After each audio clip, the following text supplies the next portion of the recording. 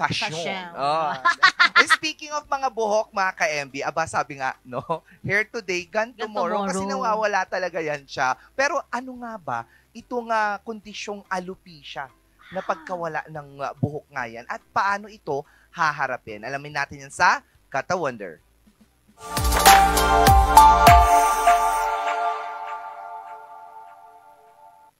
Alam mo ba, on average, we lose about 50 to 100 hair strands a day.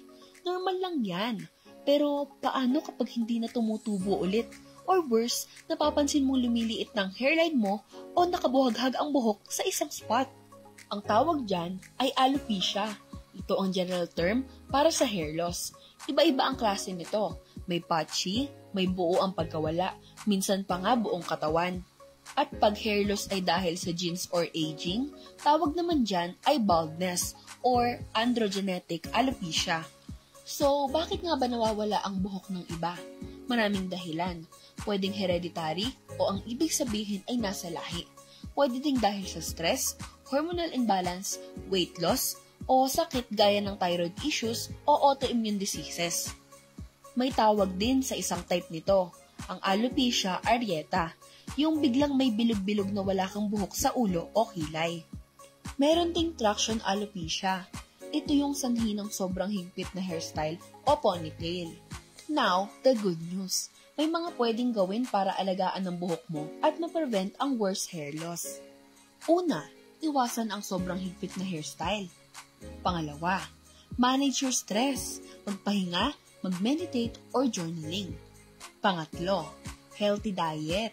Kumain ng pagkaing rich in iron, protein at vitamin D. Pang-apat, limit ang chemical treatments, lalo na ang bleaching or debond. At panghuli, ay magpatingin sa dermatologist kung palala na ng palala ang hair loss. Huwag kang matakot sa hair loss. Yes, nakakapanlumo sa una, pero you are not alone. Marami ang mga taong nakakaranas nito, and it's okay.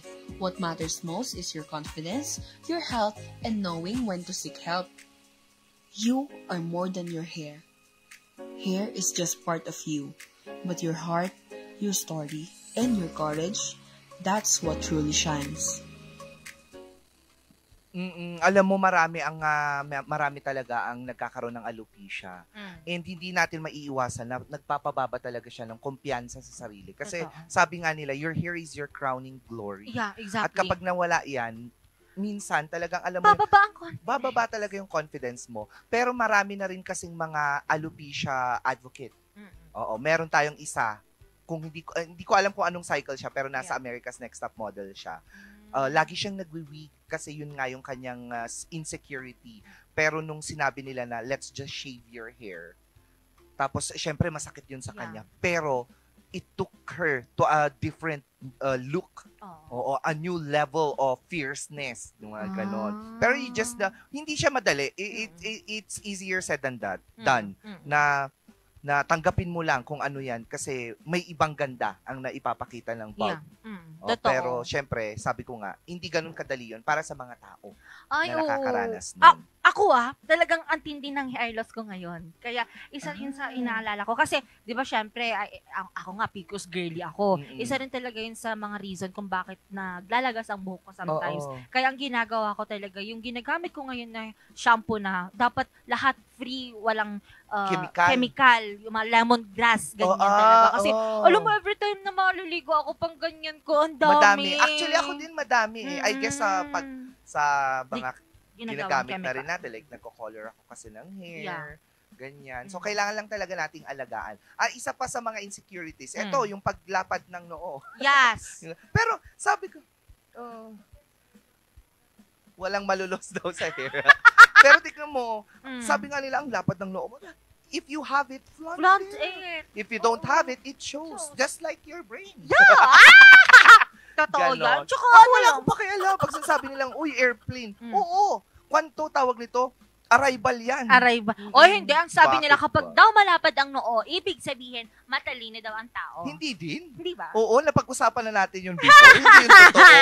Kwan lang yan, sabi-sabi lang nila. Sabi-sabi lang. Pero at least, di ba? Pero hindi ko to insecurities.